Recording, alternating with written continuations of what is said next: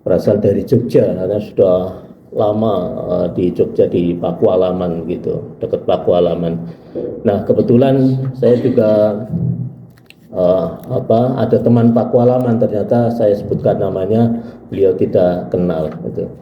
Tapi ketika saya sampaikan bahwa saya tinggalnya di Bajiro, di Sanggerahan, beliau tahu, beliau ngerti. Oh, itu berarti dekat adik saya gitu ya. Ternyata itu Kang Masnya Pak Huni yang berada di asrama Jitur Hudan.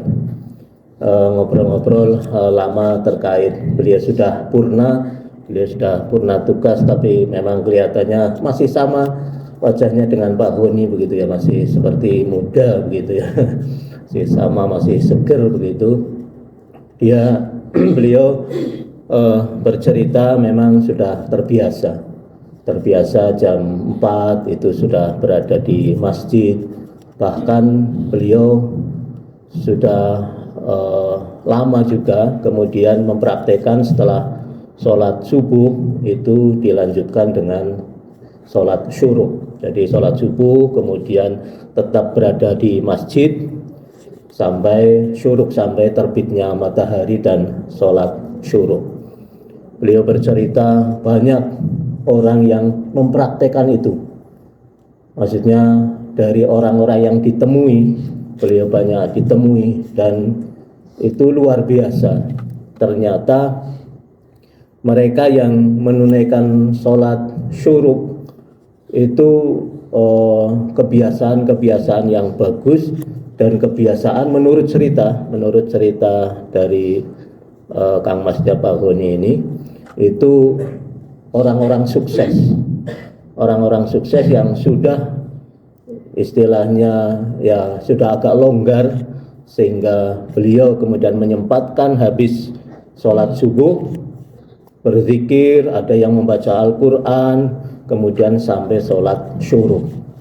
Nah, saya sendiri bercerita kalau saya belum mampu, karena memang itu berat, apalagi dalam waktu ketika kita masih bekerja harus mempersiapkan segala sesuatunya, sehingga rasanya kalau dari subuh kemudian waktu syuruk untuk di masjid terus menerus, itu rasanya berat bagi saya. Tapi bagi mereka yang demikian insya Allah longgar, itu memang merupakan waktu-waktu terbaik.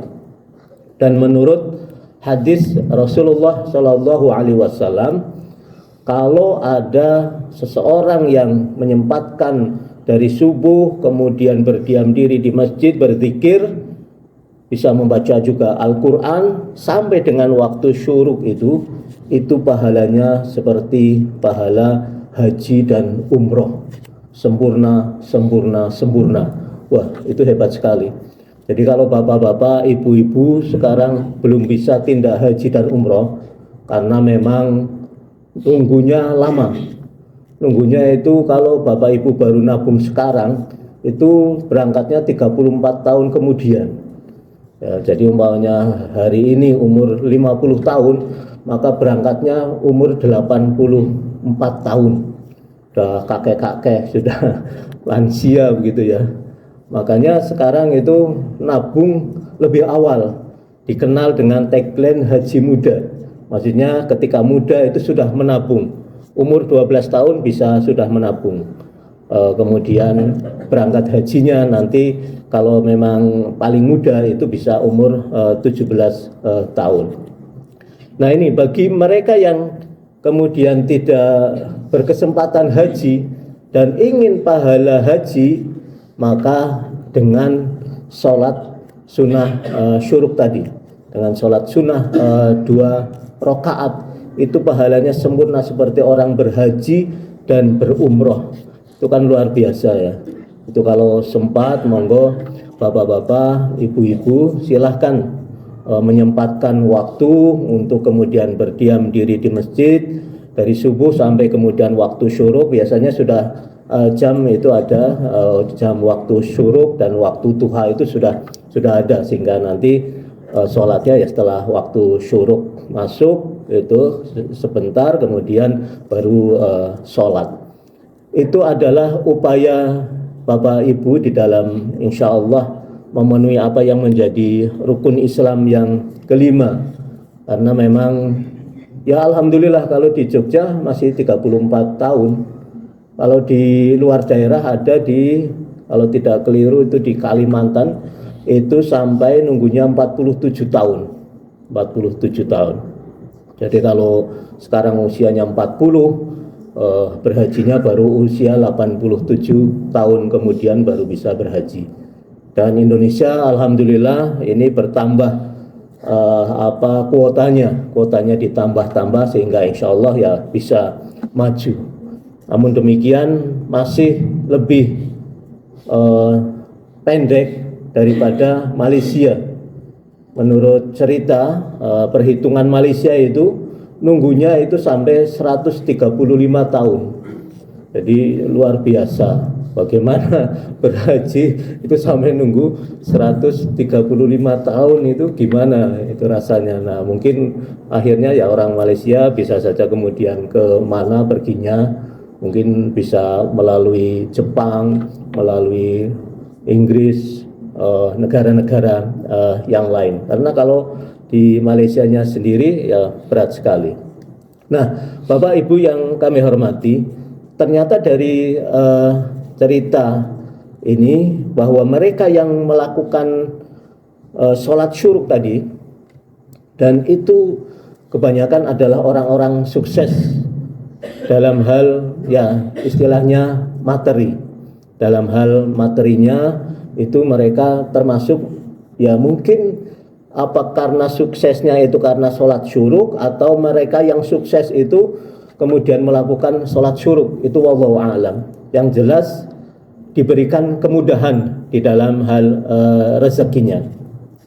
Dan menurut penelitian, ada penelitian seorang pendidik di Singapura, ada Roger Hamilton, itu melakukan penelitian terhadap 38 orang kaya. Jadi sang peneliti ini melakukan penelitian terhadap 38 orang kaya. Dia meneliti tentang apa? Meneliti tentang kebahagiaan seseorang itu, kemudian dia mendapatkan rezekinya itu bagaimana. Ternyata menurut penelitian ini, orang yang mendapatkan kebahagiaan dan dimudahkan rezekinya itu yang pertama karena jelas kerja keras. Orang kerja keras. Jadi mereka tidak memanfaatkan waktu luangnya hanya untuk leha-leha, hanya untuk biasa-biasa saja, tapi memang orang pekerja keras. Itu 38 orang kaya. Ternyata diteliti seperti itu. Namun itu tidak hanya cukup kerja keras, karena memang belum tentu orang yang kerja keras uangnya banyak, belum tentu. Jadi kadang orang kerja keras, orang yang kerjanya susah, sudah membanting tulang, bahkan sudah sangat capek itu, tapi uangnya sedikit juga ada. Tapi yang kedua ini rumusnya, yang kedua adalah ternyata orang yang mendapatkan kebahagiaan dan dimudahkan rezekinya adalah karena senang berbagi. Nah inilah yang kadang memang seseorang ternyata senang berbagi ini, ya kalau dalam bahasa agama adalah senang berinfak, senang bersedekah, ini ternyata adalah upaya kiat untuk meraih kebahagiaan dan dimudahkan rezekinya.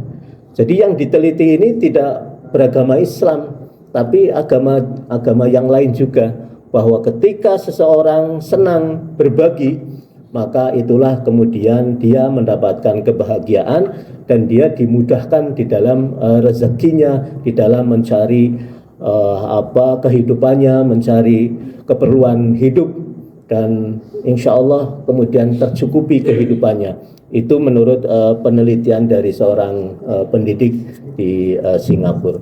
Nah Bapak Ibu yang kami hormati, saya kira tips ini menjadi bagian kita juga. Saya kira kalau kita yang pertama bekerja keras, insya Allah itu akan mendapatkan hasil yang prima, hasil yang sempurna. Maka anak-anak silahkan manfaatkan ini remaja-remaja waktu itu dengan sebaik-baiknya untuk bekerja keras. Karena kalau sudah tua itu sudah nggak bisa bekerja keras, karena tenaganya juga sudah loyo begitu. Mumpung muda, silahkan bekerja kerasnya sekarang dengan digital, bekerja kerasnya juga bisa dengan medsos dan lain sebagainya. Itu adalah bekerja keras. Kemudian yang kedua adalah senang berbagi. Ya, berbagi tidak hanya berupa harta, berbagi pengalaman, berbagi share kebaikan-kebaikan, berbagi apa saja yang bisa disebarkan bagi orang lain, itu insya Allah akan menjadi kiat kebahagiaan, dan tadi adalah rezekinya dimudahkan oleh Allah Subhanahu wa Ta'ala. Barangkali yang sedikit ini menginspirasi kita, sehingga insya Allah kita senantiasa bekerja dengan gigih, bekerja dengan niat ikhlas dan keras. Dan kemudian tidak hanya itu, kita juga insya Allah berupaya untuk senang berbagi kepada orang lain, baik harta maupun non harta. Billahi fi sabilil haq fastabiqul khairat. Wassalamualaikum warahmatullahi wabarakatuh.